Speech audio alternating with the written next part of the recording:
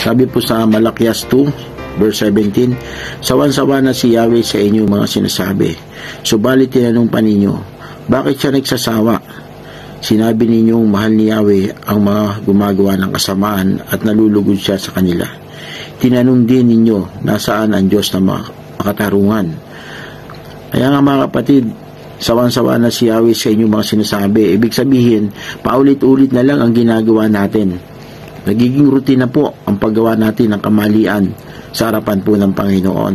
At tinatanong pa rin natin, subalit tinanong pa ninyo, bakit siya nagsasawa? So, bakit nga ba nagsasawa ang Panginoon sa atin?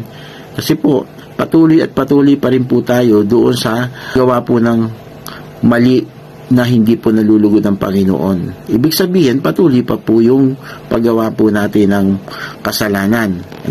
At ang sabi roon, sabi po, nalulugod daw sa Panginoon sa mga maling gawa, sa mga gumagawa ng kasalanan. Hindi po. Galit po ang Panginoon sa mga gumagawa po ng kasalanan.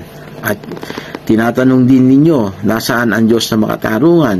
Ibig sabihin po ninyo, bakit yung tinatanong ang Diyos na kung nasaan ang Diyos?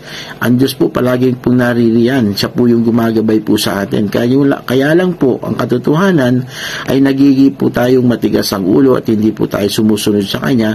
Kaya patuloy at patuloy pa rin po tayong gumagawa po ng kasalanan patungkol po sa Panginoon.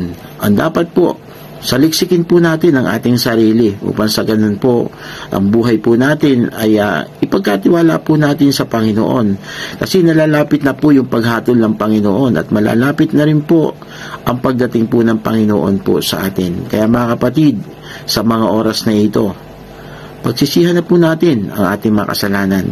Maraming salamat po.